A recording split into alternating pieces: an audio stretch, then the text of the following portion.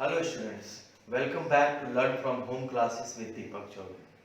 So today we will continue with the class 10 physics and the chapter is electricity.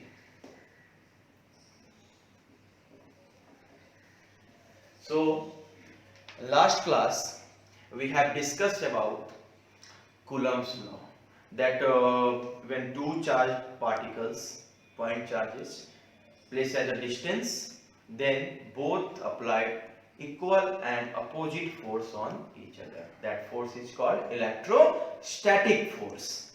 And हम लोग ने उसके magnitude find करने के लिए फॉर्मूला भी निकाला, R square F equal to K Q1 Q2 by are square. तो आज हम लोग डिस्कस करेंगे एक नया टॉपिक और वो है हम लोगों का इलेक्ट्रिक फील्ड. Electric field. लोग कूलम्स ने क्या बताया कि अगर कोई चार्जेस, दो चार्जेस मान लो यार, कोई एक Q1 है और एक क्या है Q2 है, और अगर ये जो है सेपरेटेड है कोई डिस्टेंस पे, तो ये क्या करेगा, फोर्स लगाएगा. तो कूलम्स ने बताया कि कितना फोर्स लगाएगा, उसने मैग्नीट्यूड निकालने का प्रोसेस दिया कि हम लोग इस फॉर्मूले से मैग्नीट्यूड निकाल सकते हैं कि दो चार्ज पार्टिकल के बीच में क्या फोर्स लगा. वैसे इन दोनों के बीच में जो फोर्स लगता है उस फोर्स को हम लोग क्या बोलते हैं, इलेक्ट्रोस्टैटिक फोर्स, या इसको हम लोग एक और नाम दे सकते हैं, इसको हम लोग बोल सकते हैं एक्शन एट अ डिस्टेंस. अगर दो चार्ज पार्टिकल्स किसी डिस्टेंस पे हैं और उसमें फोर्स इंटरेक्शन हो रहा है तो उसको हम लोग बोलते हैं एक्शन एट अ डिस्टेंस. तो उसने, कूलम्स ने ये डिफाइन नहीं किया कि आखिर ये फोर्स लग कैसे रहा है. आप लोग पढ़े होंगे क्लास 9th में फोर्स दो तरह के, कांटेक्ट फोर्स और non contact force.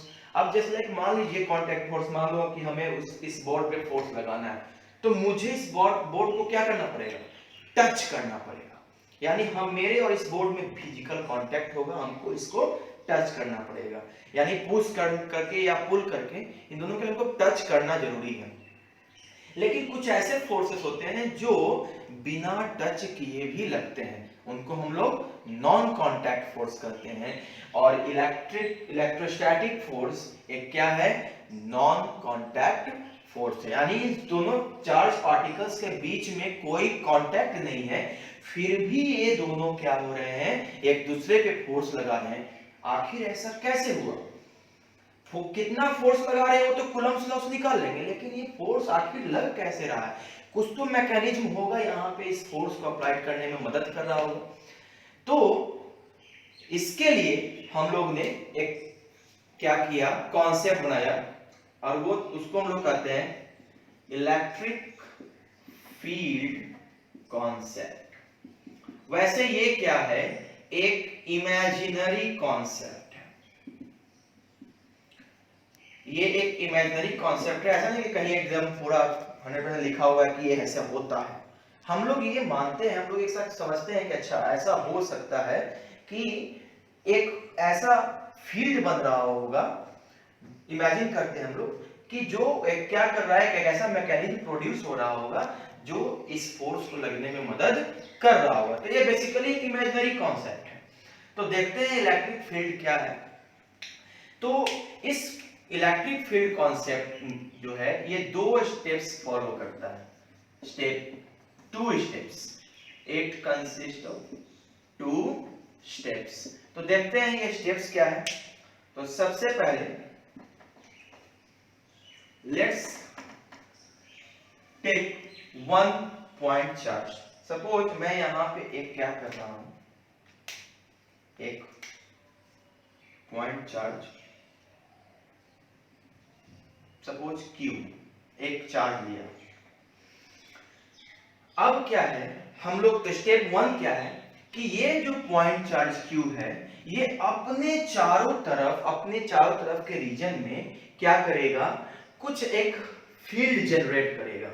Field generate करने का मतलब क्या हुआ कि ये अपने चारों तरफ अलग अलग डायरेक्शन, मान लेते हैं ये कोई इसका फील्ड है, ये कोई इस तरह का सर्कल, सर्कुलर फील्ड भी मान सकते हैं। पॉइंट चार्ज जनरली सिमेट्रिकल बनाते हैं, तो सर्कुलर भी हम लोग मान सकते हैं। चलो सर्कुलर मानते हैं कि सर्कुलर, चलिए ये, और ये क्या है मेरा चार्ज। तो ये एक फील्ड जनरेट किया इस चार्ज पार्टिकल के थ्रू, इसके चारों तरफ क्या जनरेट हुआ, फील्ड। इस फील्ड का इस चार्ज पार्टिकल पे कोई प्रभाव नहीं पड़ता, कोई इफेक्ट नहीं पड़ता, इसको हम लोग बोलते हैं source charge.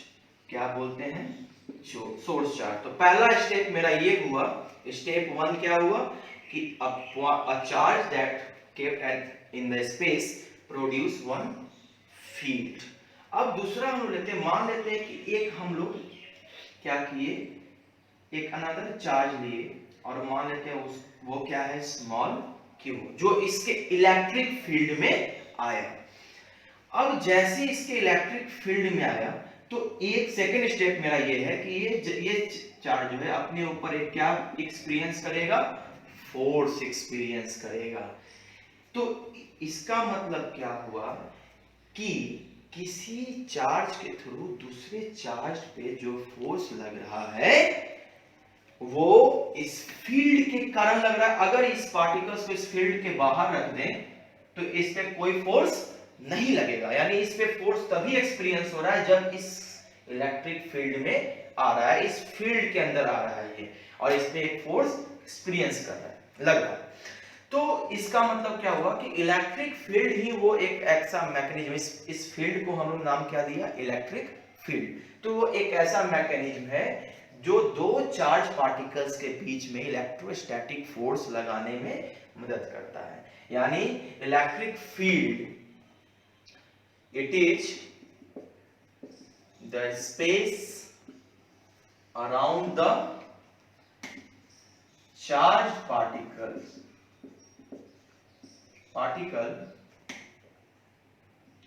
in which any other charged particle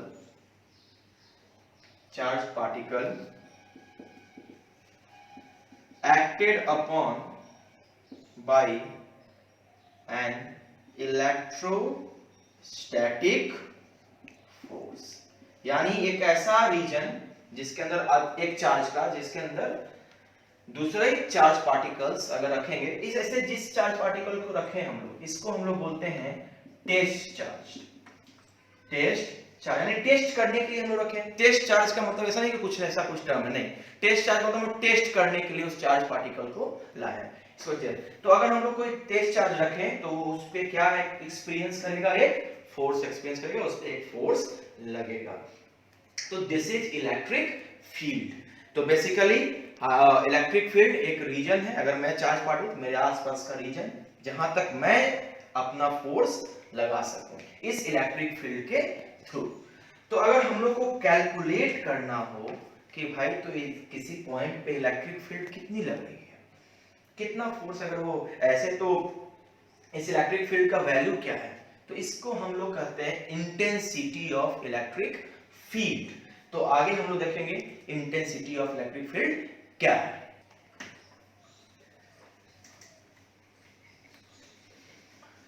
सो हम लोग का टॉपिक है इलेक्ट्रिक फील्ड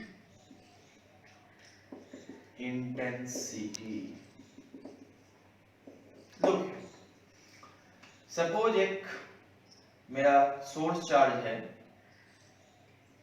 Q और ये इसका इलेक्ट्रिक फील्ड रीजन है, यानी चारों तरफ का रीजन, और एक टेस्ट चार्ज हमने इस फील्ड के अंदर यहाँ पे रखा। सपोज ये मेरा Q। अब क्या होगा कि इस सोर्स चार्ज के, इस इलेक्ट्रिक फील्ड के कारण इस पे क्या लगेगा बाबू, फोर्स लगेगा, राइट। तो इस पे जो फोर्स लग रहा है, तो इंटेंसिटी इस पॉइंट पे, मान लेते हैं ये पॉइंट का नाम जो है वो A है, इस पॉइंट पर एक टेस्ट चार्ज, ये टेस्ट चार्ज Q इस पे रखा गया है। और हम लोग को निकालना है कि इस पॉइंट ए पे इसके इलेक्ट्रिक फील्ड के थ्रू कितना क्या हो रहा है, फोर्स लग रहा है, यानी कितना इसका वैल्यू है यहाँ पे इलेक्ट्रिक फील्ड का। तो मान लेते हैं Q पे फोर्स F लग रहा है, तो इसका मतलब क्या हुआ कि अगर हम लोग निकाले यहाँ पे लिखें कि Q चार्ज पे कितना फोर्स लग रहा है, F, Q पे F, तो अगर हम लोग इसका सबसे स्मॉलेस्ट 1 कूलम माने, Q कूलम है ये, तो 1 कूलम चार्ज पे कितना फोर्स लगेगा, F by Q। इस 1 कूलम को हम लोग यूनिट चार्ज भी बोलते हैं, क्या बोलेंगे, यूनिट चार्ज। तो यूनिट चार्ज पे मेरा कितना लगेगा, F by Q। यही है हम लोगों का electric field intensity. Electric field intensity को हम लोग रिप्रेजेंट करते हैं E से, E, इसके ऊपर एरो, ये वेक्टर क्वांटिटी है कि किसी डायरेक्शन में फोर्स लगेगा। हम लोग देखेंगे कैसे डायरेक्शन निकालेंगे इसका। तो E इक्वल टू हो गया F by Q, E equal to F by Q। और इसके कारण, इस टेस्ट चार्ज के कारण इस सोर्स चार्ज में कोई डिस्टरबेंस नहीं होगा, ये हम लोग एज्यूम कर रहे हैं। बहुत ही एकदम स्मॉलेस्ट सोर्स चार्ज है, इसका ये टेस्ट चार्ज, इससे इसमें कोई डिस्टर्ब नहीं हो। तो E इक्वल टू हो गया हम लोग का F बाई Q। तो यानी क्योंकि इलेक्ट्रिक फील्ड जो है फोर्स पे डिपेंड कर रही है, तो इसका मतलब ये वेक्टर क्वांटिटी है। तो हम लोग यहाँ पे अगर इसका इंटेंसिटी निकालना है, इंटेंसिटी में तो Q का वैल्यू प्लस में हो माइनस में हो इससे कोई मतलब नहीं है, इंटेंसिटी हमेशा हम लोग का पॉजिटिव आएगा। लेकिन अगर डायरेक्शन निकालना है तब इसका हम लोग साइन का यूज करेंगे। तो E equal to F by Q। तो यहां से अगर हम लोग को ऐसा यूनिट निकालना जाए, ऐसा यूनिट, तो क्या होगा, फोर्स का ऐसा यूनिट क्या होता है, न्यूटन, और चार्ज का ऐसा यूनिट क्या होता है, कूलम। तो हम लोग इसको बोलेंगे न्यूटन पर कूलम। इसको हम लोग ऐसे भी लिख सकते हैं, newton per coulomb. So basically electric field intensity is the force experienced by unit test charge, या यूनिट टेस्ट हम लोग यहाँ पे पॉजिटिव लिए तो पॉजिटिव, जनरली पॉजिटिव आप कोई भी चार्ज ले सकते हैं, वैसे हम लोग अपने सुविधा के लिए हम लोग क्या मानते हैं, पॉजिटिव चार्ज। तो यूनिट टेस्ट पॉजिटिव चार्ज, इसको एक और नाम हम लोग लिख सकते हैं यूटीपीसी, यूनिट टेस्ट पॉजिटिव चार्ज। तो इलेक्ट्रिक फील्ड मेरा इंटेंसिटी क्या हुआ, अगर डिफाइन करना है definition, so it is the force experienced by unit test positive charge. Okay, so E equal to F by Q। और इस तरीके से हम लोग निकाल सकते हैं, न्यूटन पर कूलम इसका ऐसा यूनिट होगा। और किसी पॉइंट पे हम लोग इलेक्ट्रिक फील्ड इस फॉर्मूले से कैलकुलेट कर सकते हैं, यानी एक कूलम यूनिट टेस्ट चार्ज पे जितना फोर्स लग रहा है वही उस सोर्स चार्ज का इलेक्ट्रिक फील्ड कहलाएगा। इसको सिंपल इलेक्ट्रिक फील्ड भी बोल सकते हैं, ऐसा कोई दिक्कत नहीं, इंटेंसिटी बोलना है। इलेक्ट्रिक फील्ड भी E equal to F by Q ही होगा। अब इसके बाद देखेंगे कि तो आखिर ठीक है, ये वेक्टर है, इसका कुछ डायरेक्शन तो होना चाहिए, कुछ तो डायरेक्शन होगा। तो उसके बाद में हम लोग बात करेंगे कि भाई इसके डायरेक्शन कैसा होगा, किधर की ओर होगा।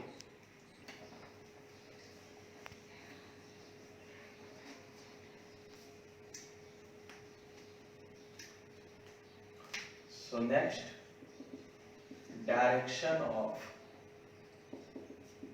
electric field, डायरेक्शन कैसे निकालेंगे। अब जैसे अभी आप लोग का हम लोग फॉर्मूला देखें, E यहाँ पे डायरेक्शन इसका F बाई Q। इसका मतलब क्या हुआ कि इस फॉर्मूला देख रहे हैं कि जो इलेक्ट्रिक फील्ड जो है वो किस पे डिपेंड कर रहा है, फोर्स के। तो इसका मतलब हम लोग बोल सकते हैं कि द डायरेक्शन ऑफ, क्योंकि यहां वेक्टर एक यही है, फोर्स ही है जो इसका डायरेक्शन है, direction of electric field depends on the direction of force, कि फोर्स का डायरेक्शन किधर लग रहा है उसके हिसाब से हम लोग इलेक्ट्रिक फील्ड का डायरेक्शन बताएंगे। तो मान के चलते हैं यहां पे कि if Q is positive, Q क्या है हम लोग का पॉजिटिव है, तो अगर Q पॉजिटिव है तो इस कंडीशन में क्या होगा, the direction of electric field is along the direction of is in the direction of force, यानी जिस डायरेक्शन में फोर्स लग रहा है अगर Q पॉजिटिव है तो यहां पे तो फिर वैल्यू चेंज होगा ही नहीं, कुछ नहीं, यानी तो इस कंडीशन में क्या होगा कि जिधर की ओर फोर्स लग रहा है डायरेक्शन ऑफ इलेक्ट्रिक फील्ड भी क्या होगा, उधर की ओर ही होगा। सपोज करो कि ये हम लोगों का कोई क्या है Q चार्ज और इस पे फोर्स मेरा इधर की ओर लग रहा है, फोर्स का डायरेक्शन किधर की ओर है, नीचे की तरफ, तो इस पे जो इलेक्ट्रिक फील्ड जो होगा वो भी इधर इसी डायरेक्शन में क्या होगा, मूव करेगा, डायरेक्शन ऑफ इलेक्ट्रिक फील्ड भी क्या होगी, इधर की ओर ही होगी, यानी जिधर की ओर फोर्स उधर की ओर ही क्या होगा, इलेक्ट्रिक फील्ड होगा। अगर Q क्या हो, पॉजिटिव हो, तो direction of electric field force के डायरेक्शन के अलोंग होगा। लेकिन अगर यहां पे चार्ज क्या हो जाए, नेगेटिव हो जाए, तो हम लोग क्या करेंगे, तो यहां देखते हैं कि अगर चार्ज क्या हो जाए, negative, if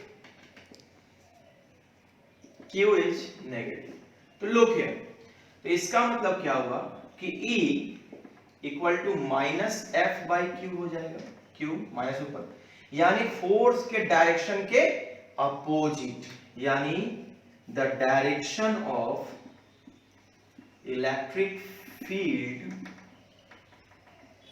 will be opposite to the direction of force। Suppose यहां पे मैं एक मान रहा हूं, I am just taking one charge minus Q, क्या माइनस Q, और इस पे फोर्स मेरा इधर की ओर लग रहा है, ये है फोर्स का डायरेक्शन, ये फोर्स है, तो इस पे जो इलेक्ट्रिक फील्ड होगा यहाँ पे किधर की ओर होगा। अब देखो फोर्स इधर की ओर लग रहा है और ये चार्ज क्या है, माइनस है, तो फोर्स के डायरेक्शन के अपोजिट इलेक्ट्रिक फील्ड होना चाहिए, तो इलेक्ट्रिक फील्ड का डायरेक्शन क्या होगा, इधर की ओर होगा, ये हो जाएगा आपका इलेक्ट्रिक फील्ड का डायरेक्शन।